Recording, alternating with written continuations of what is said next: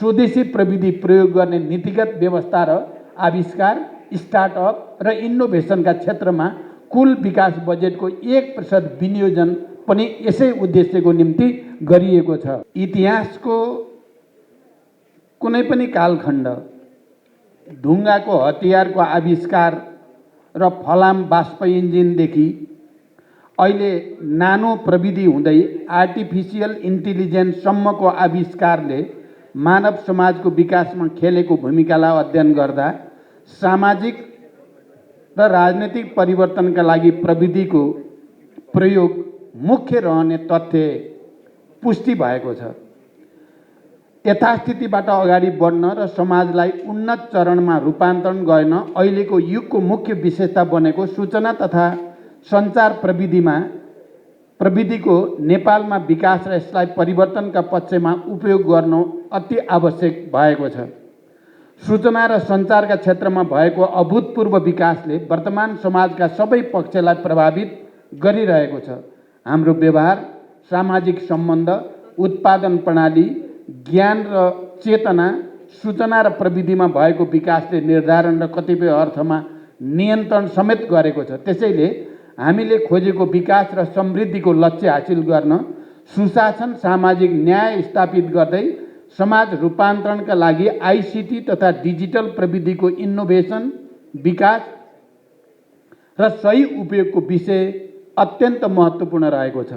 यही तथ्यलाई आत्मसात गर्दै नेपाल सरकारले विकसित प्रविधिको उपयोग सहित डिजिटल नेपालको अवधारणालाई कार्यान्वयनमा ल्याउन जोड दिइरहेको छ। सूचना तथा सञ्चार प्रविधिलाई जनताका लागि, जनताको पक्षमा र जनताको पहुँचमा पुर्याउन डिजिटल नेपालको लक्ष्य हासिल गर्दै यस मार्फत सुशासन र सार्वजनिक सेवा प्रवाहलाई प्रभावकारी बनाउन यस सम्बन्धी थप आवश्यक नीति, नियम, कानुन यथाशक्य छिटो पारित गर्दै कार्यान्वयनका पक्षमा ध्यान केन्द्रित गर्न सम्बन्धित सबै निकायहरूलाई मैले प्रधानमन्त्रीको हैसियतले निर्देशन दिइसकेको छु।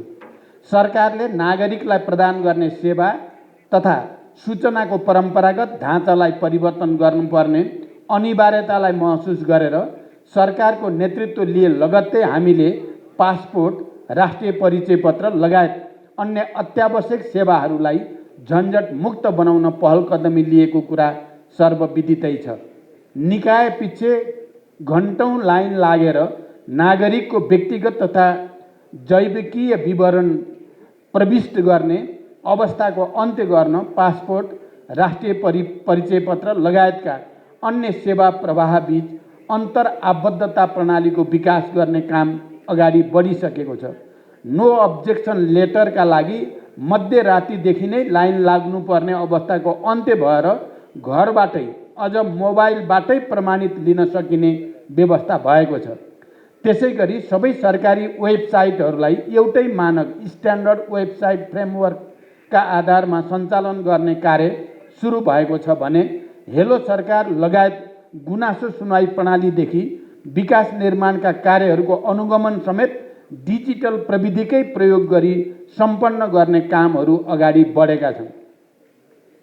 सरकारी निकायहरूले सामाजिक सञ्जालको व्यवस्थित रूपमा उपयोग गर्दै नागरिकलाई सूचना तथा सेवा प्रवाहमा सहज पहुँचका लागि सामाजिक सञ्जाल कार्यविधि परिमार्जन गरिएको छ। सरकारी डाटा सेन्टर तथा सर्भरहरूमा देखा पर्ने साइबर सुरक्षा, साइबर सेक्युरिटी तथा अन्य जोखिम अन्त्यका लागि स्थायी समाधानमा सरकारले आवश्यक कदम चालिरहेको छ। सरकारी सेवा प्रवाह तथा कार्य सम्पादन प्रणालीमा प्रयोग भएका सबै डिजिटल संयन्त्रहरूको प्रभावकारिताको प्राविधिक समीक्षा, टेक्निकल अडिट सहित ब्लुप्रिन्ट र सबै डिजिटल सेवाहरूलाई एउटै प्लेटफर्ममा ल्याउन one stop solution and data exchange platform निर्माण गर्नेतर्फ समेत हामी अगाडि बढिसकेका छौँ।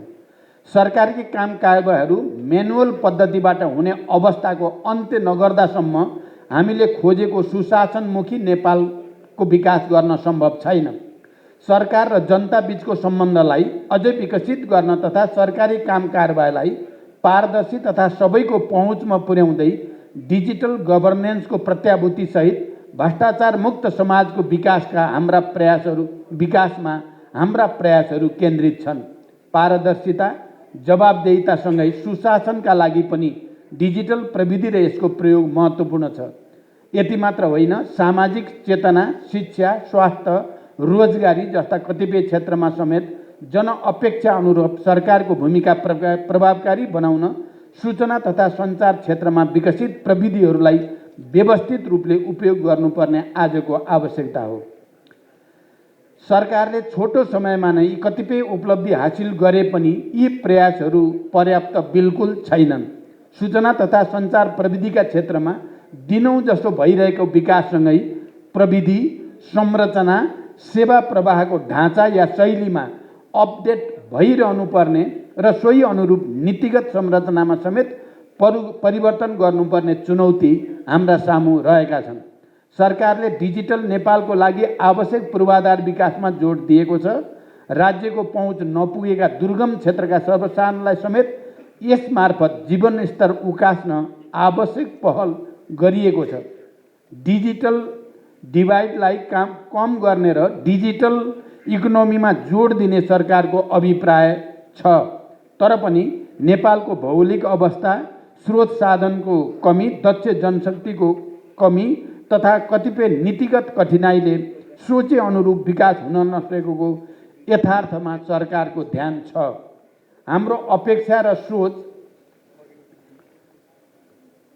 आर्टिफिसियल इन्टेलिजेन्स जस्तै द्रुत भए पनि स्रोत साधन, संरचना, कार्यशैली भने त्यस अनुरूप छैनन्।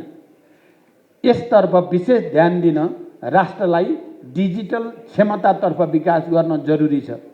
पछिल्लो समयमा आइसिटीका क्षेत्रमा नेपालभित्रै दक्ष जनशक्ति विकास हुँदै जानु हाम्रो लागि खुसीको कुरा हो र यो सबल पक्ष पनि हो। यसले सफ्टवेयरका क्षेत्रमा परनिर्भरताको अन्त्य गर्ने सम्भावनाको ढोका खुलिसकेको छ। तर स्वदेशमा समुचित रोजगारी तथा अवसरको वातावरण नहुँदा आइसिटी क्षेत्रको जनशक्ति पलायन भइरहेको गम्भीर तथ्यतिर पनि सरकार सचेत छ। यो अवस्थाको गम्भीरता महसुस गरेर नै सरकारले बजेट मार्फत 20% महँगो भए पनि स्वदेशी प्रविधि प्रयोग गर्ने नीतिगत व्यवस्था र आविष्कार, स्टार्टअप र इनोभेसनका क्षेत्रमा कुल विकास बजेटको 1% विनियोजन पनि यसै उद्देश्यको निम्ति गरिएको छ।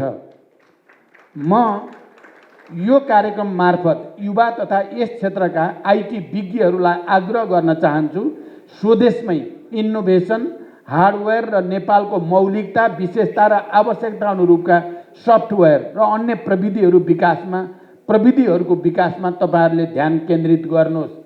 सरकारको तर्फबाट तपाईहरूलाई पूर्ण सहयोग रहनेछ। त्यसैले शिक्षा, स्वास्थ्य, रोजगारी, व्यवसाय, परामर्श लगायतका कैयन क्षेत्रमा नेपाली आवश्यकता अनुरूप प्रयोग तथा प्रविधिको विकासका लागि यहाँहरू अगाडि बढ्नुहोस्। नेपाल सरकार तपाईहरूको साथमा रहने म विश्वास दिलाउन चाहन्छु। उपस्थित महानुभावहरू, आत्मनिर्भर अर्थतन्त्रको निर्माण गर्दै सामाजिक न्याय र सुशासन सहित समृद्धि हासिल गर्न सरकारले लिएको लक्ष्यमा सूचना तथा सञ्चार प्रविधिको उच्च महत्त्व बोध गर्दै सूचना तथा सञ्चार प्रविधि सम्बन्धी आवश्यक आइटी बिल, साइबर सुरक्षा नीति, स्टार्टअप नीति, ई गभर्नेन्स, ई कमर्स ऐन लगायतका आवश्यक कानुन एवं नीति जति सक्दो छिटो पारित गरेर कार्यान्वयनमा ल्याउने प्रक्रियालाई शीघ्रतापूर्वक सम्पन्न गर्न सरकार लागिरहेको छ।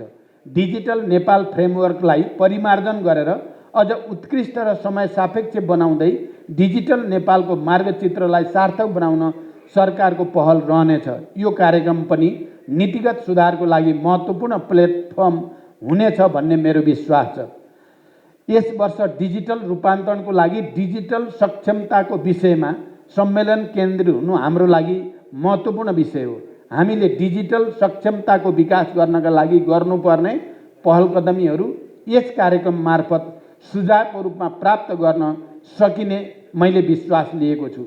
डिजिटल सक्षमताको कुरा गर्दा सेवा प्रवाह गर्ने पक्षलाई मात्र नभएर सेवाग्राही आम जनताको डिजिटल सक्षमता, डिजिटल पहुँच, सबैको स्वामित्व र त्यसका लागि डिजिटल साक्षरताको विषयमा समेत यहाँहरूले गम्भीरतापूर्वक छलफल गर्नुहुनेछ भन्ने मैले अपेक्षा लिएको छु। अन्त्यमा कार्यक्रमका आयोजक संस्था आइसिटी फाउन्डेसन नेपाल वावेलाई पनि धन्यवाद दिँदै यो 2 दिनको कार्यक्रमको पूर्ण सफलताको शुभकामना व्यक्त गर्दछु। धन्यवाद।